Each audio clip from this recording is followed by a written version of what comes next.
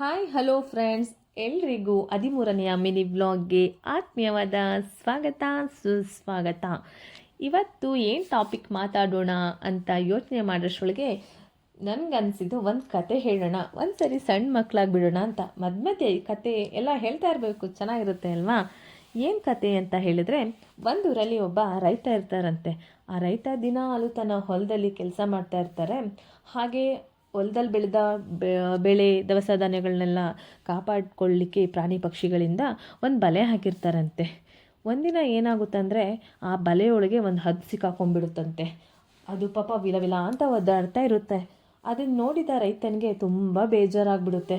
ಅಯ್ಯೋ ಪಾಪ ಅಂತ ಹೇಳಿ ಆ ಬಲೆಯಿಂದ ಹದ್ದನ್ನು ಬಿಟ್ಟು ಕಳಿಸ್ಬಿಡ್ತಾರಂತೆ. ಇನ್ನೊಂದು ದಿನ ರೈತ ತನ್ನ ಮನೆ ಮುಂದೆ ಹಾಗೆ ಕೂತ್ಕೊಂಡಿದ್ದಾಗ ಆ ಹದ್ದು ಮನೆ ಮೇಲೆ ಓಡಾಡ್ತಾ ಇರುತ್ತಂತೆ, ಅಂದರೆ ಹಾರಾಡ್ತಾ ಇರುತ್ತಂತೆ. ಆವಾಗ ಆ ಹದ್ದು ಏನು ಅಬ್ಸರ್ವ್ ಮಾಡಿರುತ್ತೆ ಅಂದರೆ, ಪಾಪ ರೈತನ ಮನೆ ಇನ್ನೇನು ಕುಸಿಯೋ ಸ್ಥಿತಿಯಲ್ಲಿ ಕಾಣಿಸ್ತಾ ಇತ್ತಂತೆ ಅದ್ರ ಗೋಡೆ. ಆಗ ಅದೇನು ಮಾಡ್ತಂತೆ ಅಂದರೆ, ಒಂದು ನಾಣ್ಯ, ಒಂದು ಕಾಯಿನ್ನ ಏನೋ ರೈತನಿಗೆ ಕಾಣಂಗೆ ತಂದು ಕೆಳಗಡೆ ಹಾಕುತ್ತಂತೆ. ಆವಾಗ ರೈತ ಇದೇನು ಬೀಳಿಸ್ತಲ್ಲ ಹದ್ದು ಅಂತ ಹೇಳಿ ಅದನ್ನು ತಗೊಳ್ಳಿಕ್ಕೆ ಈ ಕಡೆ ಬಂದು ನೋಡಬೇಕು ಅನ್ನೋಷ್ಟರೊಳಗೆ ಅವ್ರ ಮನೆ ಗೋಡೆ ಎಲ್ಲ ಬಿದ್ದೋಗ್ಬಿಡುತ್ತಂತೆ.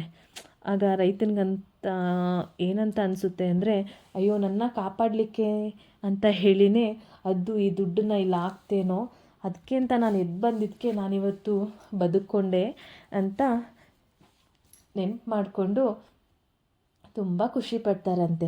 ಅದಕ್ಕೆ ಹೇಳೋದು, ಮನುಷ್ಯ ಒಬ್ರಿಗೊಬ್ರಿಗೆ ಹೆಲ್ಪ್ ಮಾಡಬೇಕು ಅಲ್ವಾ?